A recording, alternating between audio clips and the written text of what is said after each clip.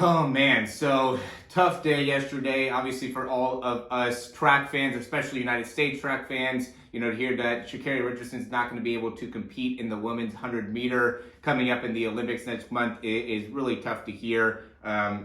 Looking into it, it looked like she was going to be the next person to be able to bring home a gold for the United States in the women's 100 meters since Gail Devers back in 1996. So, it's been a while since we've been able to do that. And obviously there are still a few questions about if she's actually going to be able to win and bring home the gold. But, definitely one of the best opportunities we had at being able to win gold in a while. So all of us from the United States were super excited about Shacarri Richardson and still very excited about her future, but still doesn't take the blow of finding out that she's not going to be able to compete in the Olympic trials coming up here next month. And I know obviously for her, it's probably even a bigger blow, but for all of us, we only wish the best for her here, and hopefully she's able to get through. We all know that she's going through some tough times right now, but really tough to hear because the drug THC really doesn't seem like a performance enhancer to me. I mean, there are parts of it where I understand how it can help in, working out. There are times where I do a little bit of marijuana before or after working out, and, there could be some impacts on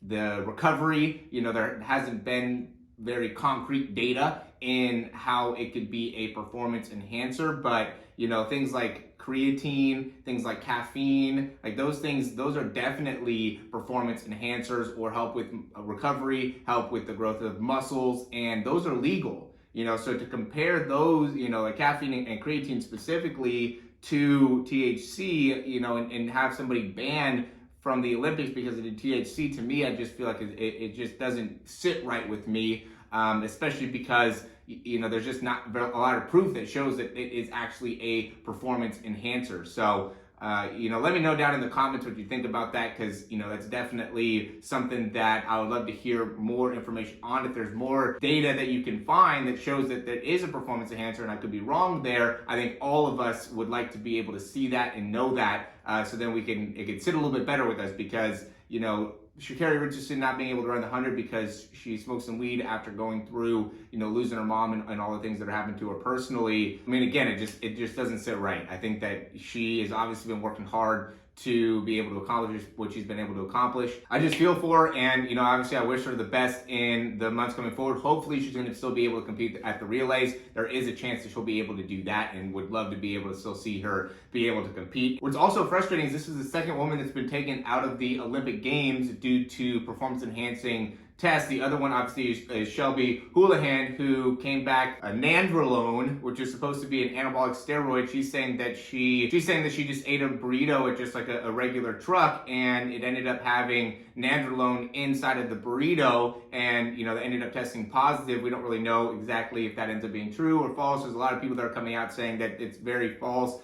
and are really standing by Shelby's side. And now to have this happen to Shacarri Richardson, it's like, man, I almost feel like the World Anti-Doping Agency needs to kind of get a little bit more lenient in when people get tested here, and how they're kind of handling it, especially because of how it's funded. That's what made me look more into it. I was like, man, I wonder how this is all funded and what ends up being the case here. And I do think that it's right to be able to have some type of standards that people are following while competing, because you want to be able to level the playing field. But how we end up going about it, it seems like we could do a better job of being able to test people, being able to understand based off of the test how that is actually having a performance enhancement, right? I think some of these athletes should be tested a little bit more often, right? There's a lot of money that's getting put into it. And so I think that they should be tested more often to be able to see, how much of an impact are, some of these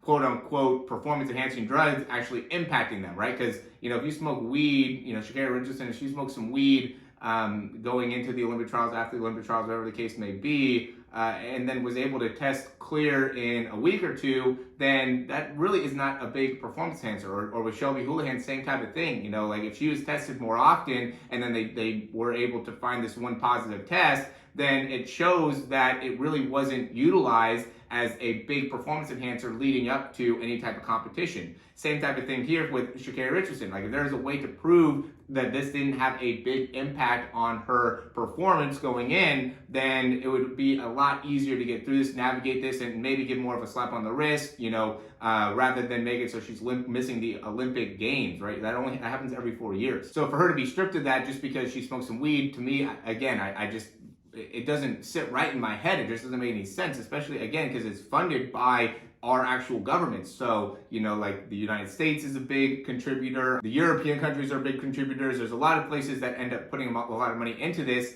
And, even if we're able to up the amount to make it so there could be more consistent drug tests, at least within the people that are performing at the highest level, it makes a lot of sense to me to make it so then there's a little bit more organization in how the World Anti-Doping Agency ends up coming down on the athletes, because to me, it just seems like way too big of a punishment for the crime, right? It just doesn't fit with every 4 years you get this opportunity to be able to compete, smoke some weed, and you don't get to be able to compete.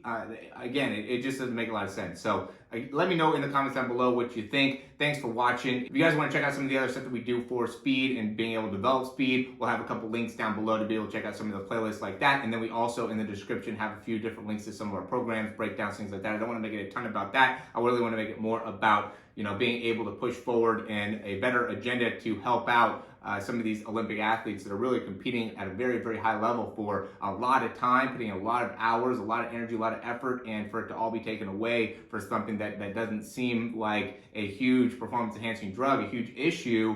I'd love to hear you guys' comments on it, what you guys think, and we'll talk to you soon.